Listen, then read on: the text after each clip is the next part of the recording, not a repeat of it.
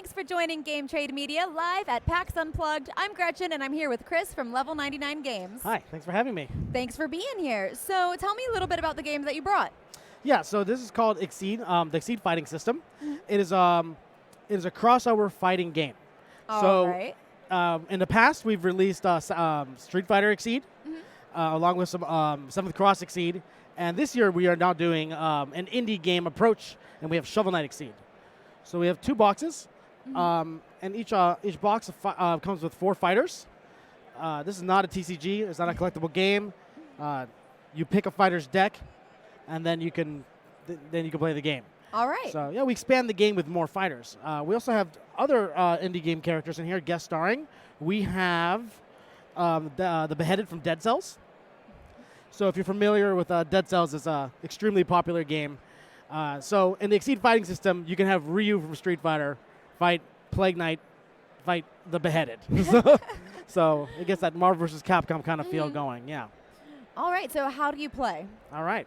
So play Exceed, this is the board. We're going to play just a very short 10 health game, all right? So our characters are going to move across this board, and they are within range of each other, right? So range 1, range 2, and whatnot. On your turn, you take 1 action. Okay. You can use that action to strike or do a thing from a list, which I'll describe a little later, right? So let's do a strike. So it's my turn. What I'm going to do is I'm going to choose a card from my hand, put it face down, and say I am striking. You're going to choose a card from your hand and put it face down, and we're going to compare to see what happens. All right. You can choose, yeah. All right. So now that both players are ready to resolve the strike, we will reveal the cards, right? I'm just doing this to see if it helps, right? There we go. So regardless of who initiated the strike, we're going to read the card with the highest speed first. So mine is first, is speed 5. As an effect, it says close 4, so my character's going to move forward and close in. He's rushing in with a punch, right? And I'm going to do 4 damage to you, right? But you played block. Block gives you 2 armor, so you're only going to take 2 damage. All right. Right? So that's how that exchange worked. If you hit somebody, this card goes to a gauge meter for you to spend as a future resource. Block does that by itself, so this is also going to become a future resource. So that's your turn to strike me. All right. So I get to choose any card that I find that I fancy? Yes. Keep in mind that you're range 1 from me, so right. check your stats in your cards. So range 1. All right. So I'm defending this time. Now we'll reveal. All right. Sweep versus focus. Got to sweep the leg. Yeah. I learned everything I know from Karate Kid about. You got to hit low, and the sweep attacks are really powerful in fighting games. It's really good in this one too. So speed 2 versus 1, which means you read a whole card first. You're going to hit me for 6 damage, right? I have 2 armor, so I only take 4. And I'm within range, 1 to 3, so it would hit this far. We're good. Now we go to me. This card has guard, guard 5. Ooh. If I took 6 damage, my card would be completely canceled because you stunned me out. That's kind of like the combo system of this game. Okay. But in this case, I just ate it, and I get to hit you back for 4, right? We traded clashes, so these both go to gauge, right? All right. So now it's back to me. I can continue striking, but I'm kind of running out of cards. So this game has a resource called Force. I can, I think we got it right here.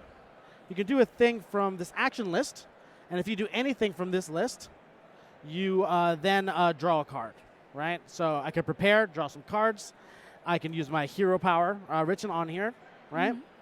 I can use the bottom half of cards here to do effects. So every card's actually 2 halves, an attack half and an effect half. And if I do anything that's not attacking, I draw a card. So on my turn, I'm going to use prepare, which means I draw a card. And because I did not strike, I draw a card. So it's back to you. All right. And so then I can either choose an action or I can go through. Or you can strike me, yeah. So while you think of your move, there are normal cards that every character have, like block, cross, to create this kind of fighting game environment, and then special cards that are unique to your character's deck. Since the game is not customizable, that's how we push this fighting Yomi circle and really develop it like with the same agenda that like a video game is.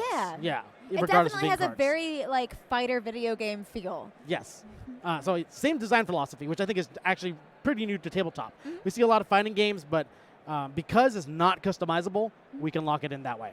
And I feel like this definitely has the feel of a game where once you know the rule set, once you have the jive down of how to play, it's going to be very fast-paced, very quick, very boom, boom, boom, boom, boom, boom, boom as you're going. Exactly. And speaking of, oh no. I think I'm going to play a card. All right.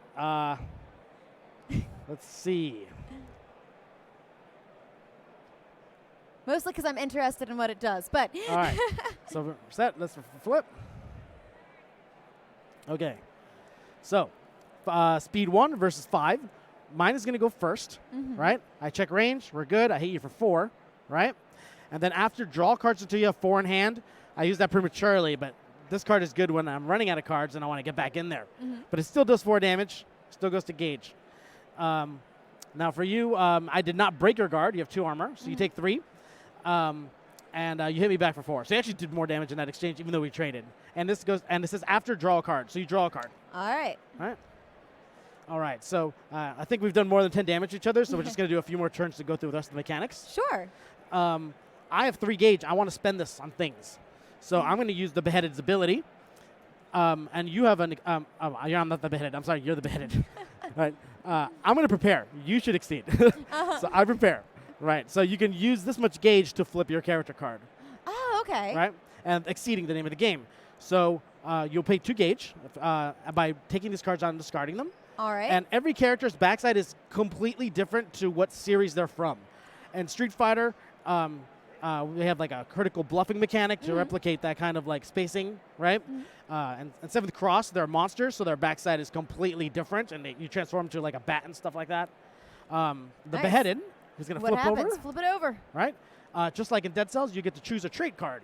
And a trait card over here, you get to choose between tactics, brutality, and survival. And you get a permanent buff to your special attacks. Ooh, man. All right. I'm going to go, I want survival. I want to survive the round. I'm going to go with that. All right. So now your specials are going to +1 armor, +2 guard, just period. So this guy, the more time you exceed, he's going to actually de-exceed next turn. Okay. That's unique to him. And you want to collect all these trade cards, which is the way you grow in Dead Cells, right? So, great. You did not strike, so you draw a card. I draw a card. Right. I will pay 2 to exceed. All right. I exceeded. I draw a card, right? And we'll make this the last turn of the game. So the Beheaded on the next strike has +1 power and +1 speed. So you have that buff plus this right now. And you can attack me with that buff if you like. Yeah. Ooh. Let's see if I have anything interesting that I can play as. If this is in the final, that looks cool. All right. That's my strategy. Sweep the leg and look cool. Works for me. All right, reveal. All right, reveal. All right, archery bow. So, all right, so we'll check range. Yours is faster, but your range is 2 to 5. We didn't have a lot of movement here, but since I'm only 1 away, it would miss, right? But a card like this, if I'm over here, gotta be far away. Yeah. Oh no. That's good, but that's good because it shows that this game really is about spacing, and not just playing cards. Like the strength of cards changes on how far and close you are from one another. That's a really neat mechanic, though, because it adds another level of strategy. You want to be just out of range, but within your own range, and it has that footsies feel. Yeah. So I do have a question for you. How many players? Is it just 2 players? It is just 2 players, but what's cool is that a box of Exceed comes with enough to play 2 1v1s. So you kind of have this like 2 little mini game fighting game tournament. Yeah, you could have like a little mini tournament going on. And if you get all the Exceed boxes, they fit, all the tuck boxes of the characters fit into here like this. So it's also really a storage cool. solution for the season. That's awesome. And how old do you have to be to play? What's the age range that this is kind of targeting here? I'm going to say 10 plus. You can probably do 8. It's really not that complicated. We literally went almost all the rules. But, there's a lot of reading. So I think that's where the... So maybe if the younger kids can play with older kids and they can help them out. Absolutely. Bonding time. That's what this is. That's what older siblings are for. They teach you the rules and then they kick your butt. Yeah, absolutely. Sibling time. But, yeah, that's Shovel Knight Exceed. And we release 2 boxes of Exceed out every 6 months. And for those here at PAX, is this at your booth? This is shipping in January. It's not here yet. Oh, it's not even here yet. Yeah. Sneak peek. sneak peek. But there are other Exceed products there from previous season, like Street Fighter, Seventh Cross, and like Red Dragon in characters, like a bunch of stuff. And if someone wanted to go to a website or social media to keep track of all the new fun things you guys are creating, where could they go for that? Level99games.com. You can purchase there. And we're also very active on Discord and Facebook. Oh, awesome. A quick search will give it to you. We have like 2,000 active members in Exceed Discord. That's amazing. You're the first group that said Discord. Yeah. Yeah. Hip, new, Yeah. Well, yeah, that's everything. Thank you. That's awesome. Well, thank you so much for stopping by. Thank you for playing a few rounds with me and allowing me to sweep the leg. Yeah, Sweep the leg and look cool. And we'll see you at your friendly local game store.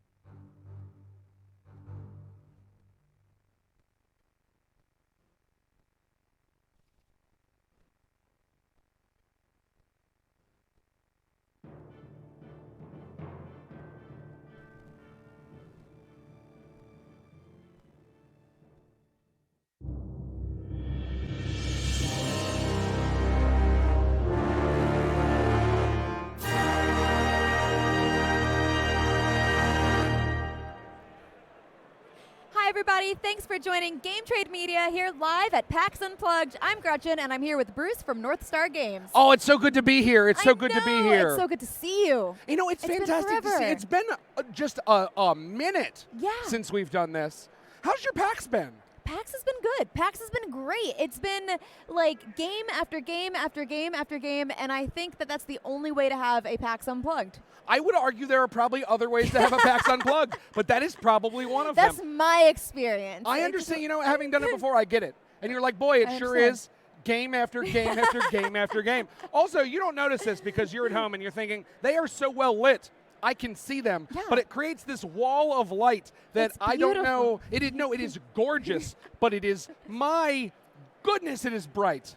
So I'm taken aback. You must have a superpower where you're able to deal with the bright lights like this. Because I have to tell you, folks, it's not easy.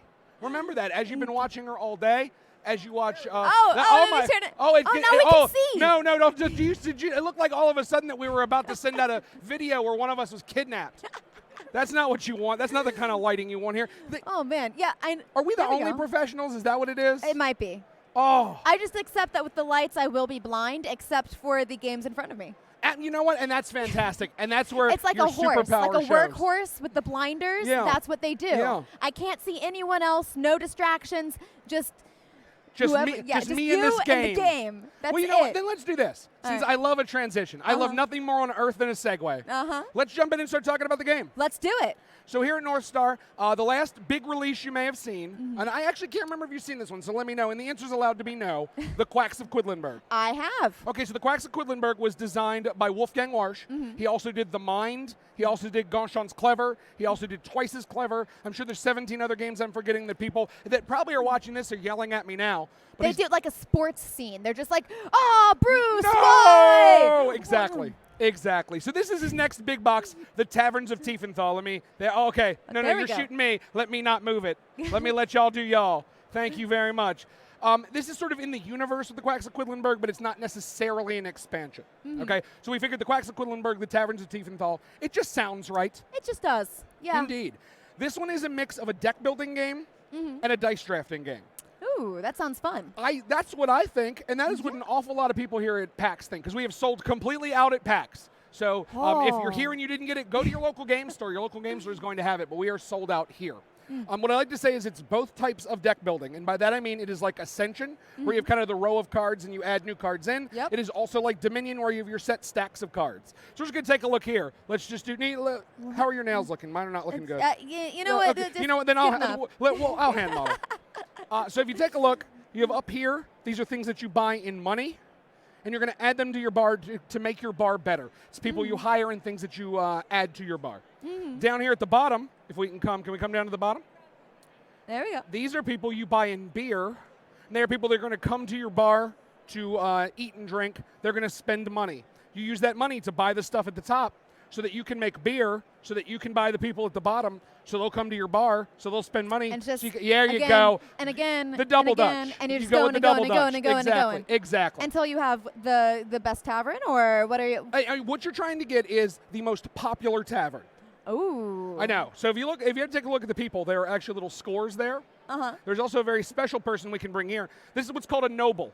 A noble is worth 10 points. In this game, it represents nobility. In the world we live in right now, this is sort of like Drake or Ariana Grande. And I could definitely see them rocking that outfit. Like you see this and you think that's a clear Ariana Grande outfit. It is. Or, Rihanna. I feel like Rihanna would just sell it. Rihanna would, and I hope that this isn't offensive to our viewers, wear the hell out of that.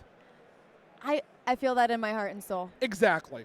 So what you're going to find with them is they all sit together. They don't pay a lot of money, but they're worth a lot of points, a lot of prestige, because you want Drake and Rihanna at your bar. Definitely. They're nobles here, but I like to pull it to modern day because I want to make sure the kids understand what we're doing. Because I want to pull it to now. So basically, the game works like this: you have a deck of cards. You have tables at your bar. If you take a look right there, you have tables. Okay. They're empty. They are empty. You're going to fill them up. So hey, I have an old lady there and another person there. And another person here. What I'm going to do is this: I'm going to cheat a little bit. At our bar. I know. I know. We're trying to fix it. And I'm going to add one of those there.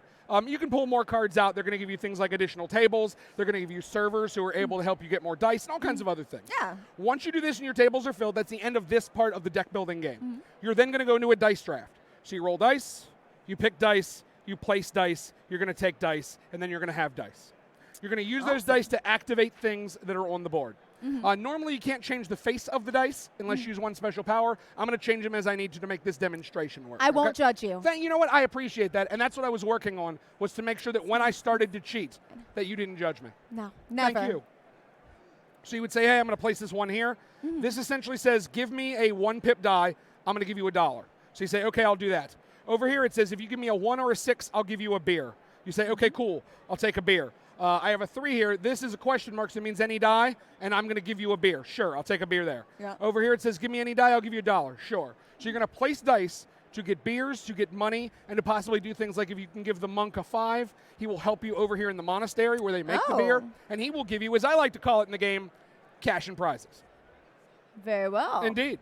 So you're going to do that. You're going to trigger all of your powers after your dice draft. So everybody rolls, picks a die, passes, picks another die, and it goes around. You're then going to trigger all of your powers. You're then going to be able to buy people from down here in the market that will change. So if, for instance, you got 3 beers and you pull him out to add to your deck, all cards that you're going to add to your deck go right to the top of the deck. So you're going to bam, right there to the top of the deck, and a new card comes out. Anything you're going to buy up here to add, so let's say I have $2, I'm going to buy one of these bar backs, going to help me out. I throw it right on the top of the deck. When I'm done the turn, all of the cards that are out here go away, all the dice go away, we clear everything, and we start all over again. So these go into the discard pile, and then we're going to start flipping cards out, starting with what we bought last turn. Ooh. So what you buy is a strategic decision to go to the top of your deck. Huh. Yep. That's really cool. Isn't it? So let me show you another really cool thing. So this is your little bar. Oh, I and think each I remember person has one of this. these. Yep. Yes. So right here we have the puppy dog. Oh. The puppy dog's hanging out. He's like, hey, what's going on? If you look above him, there's a cost of $12. If you pay $12, he goes, okay, I'll leave.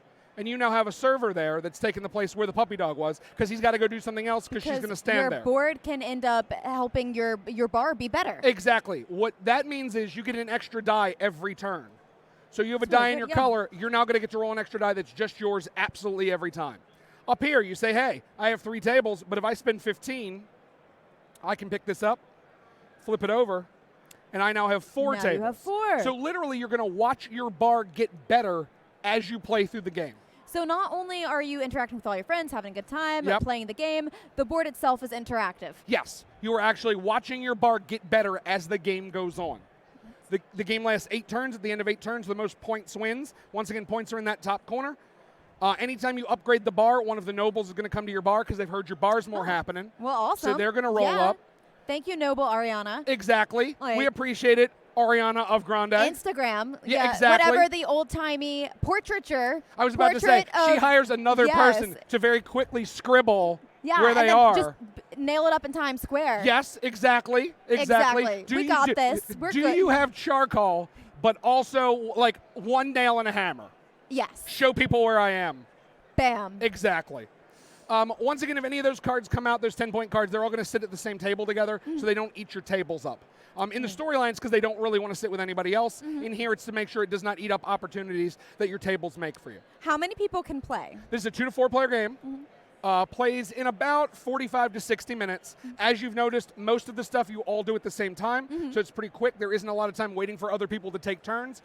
Most things are simultaneous. The only thing that isn't is the dice draft. You take a die so people can see what you took, but that doesn't take very long. No. So yeah, in that's about pretty quick. 45 to 60 minutes, even if you're just learning, you can play in roughly 60 minutes.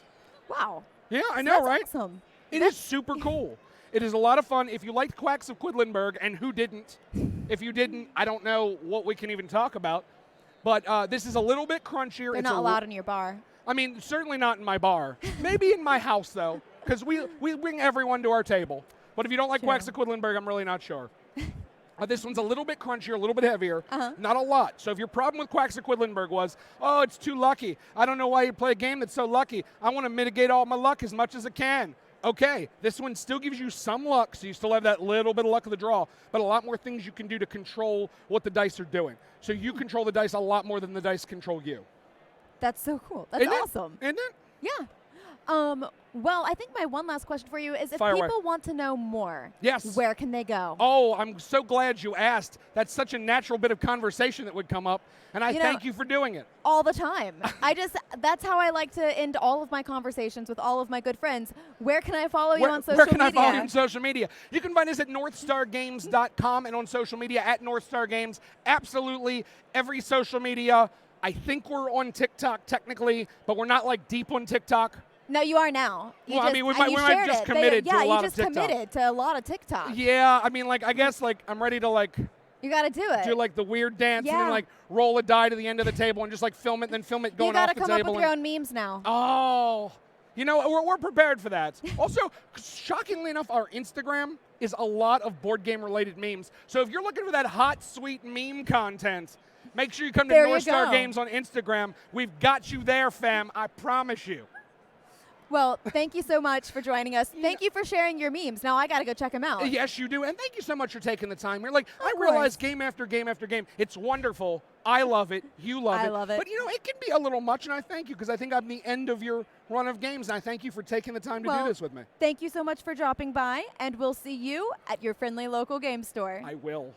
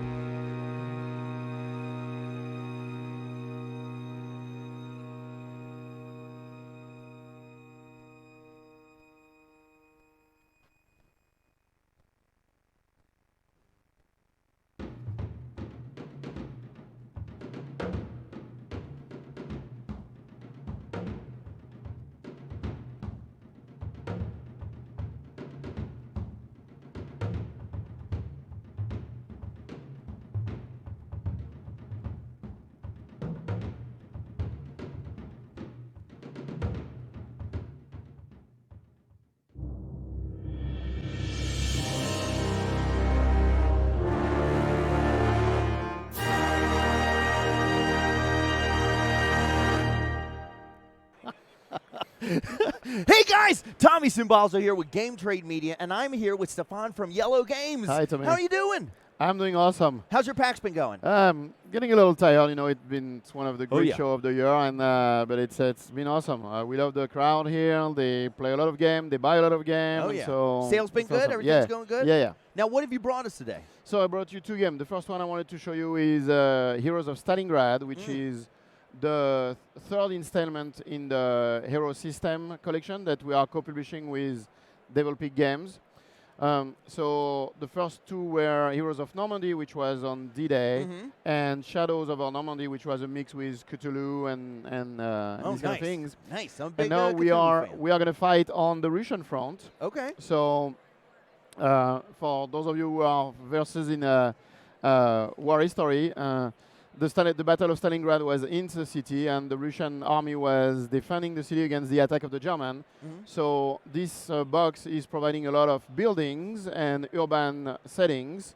Some of the punchboard that we have in the box are more buildings and craters and stuff like that. And you have also like some of the buildings that have level. And so as usual in the system, when we are destroying a building with an explosion or anything, on the other side it's become rubbles, and they are becoming obstacle. Now it's -2 movement to go through those rubbles and things like that. What's that, +2 to cover? Yeah, +2 to cover, Nice. coming in, -2 to cross, to exit Okay. through the tile. We obviously have units, so this is the Russian side with your general, your officers, some tanks. Sorry, the camera is trying to catch up with us. So all right. we have our Russian tanks, our hero, our infantry units here.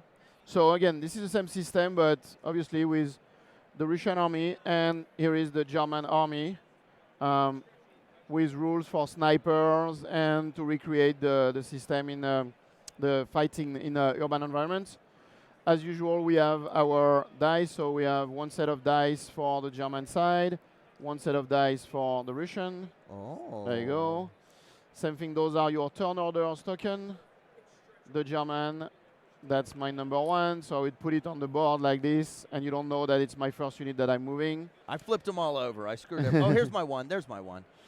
And then we have decks of cards. There you go. That's the Russian one.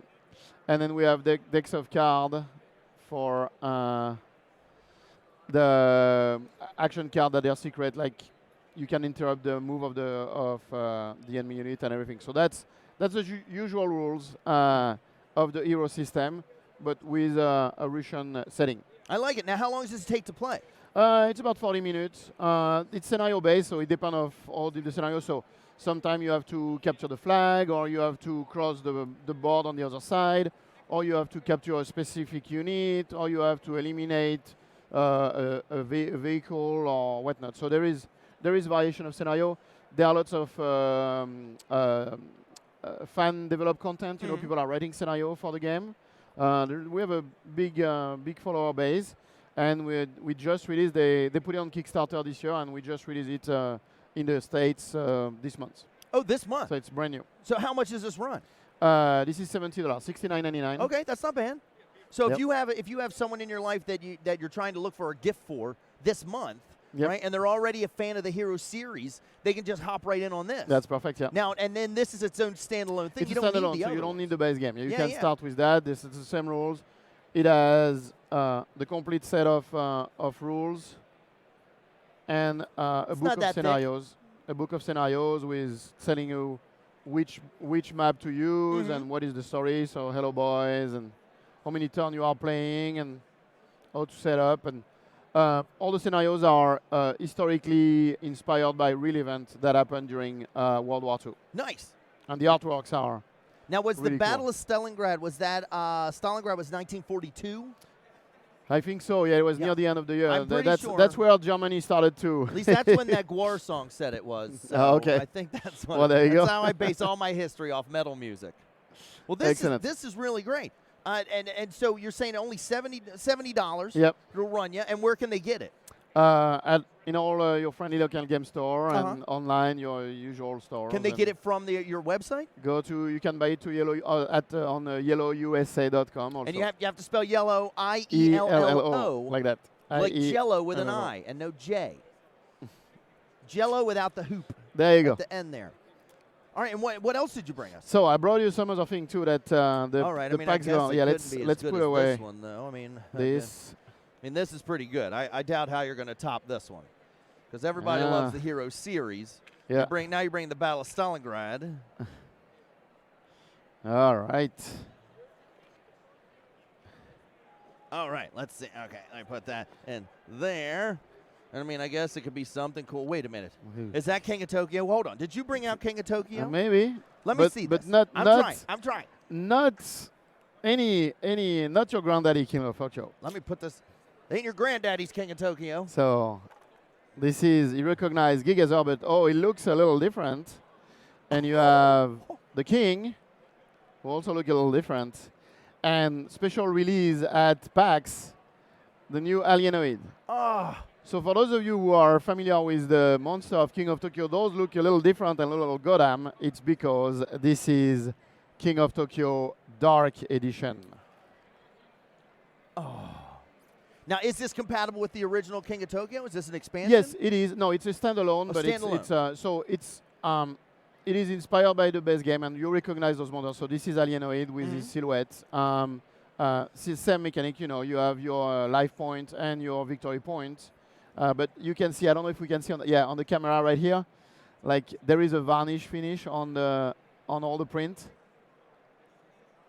Yeah, it's a little shiny. There you go, the shiny. Yeah, that's really nice. And so all the components, you have it also on those monsters. They have a shiny varnish on them.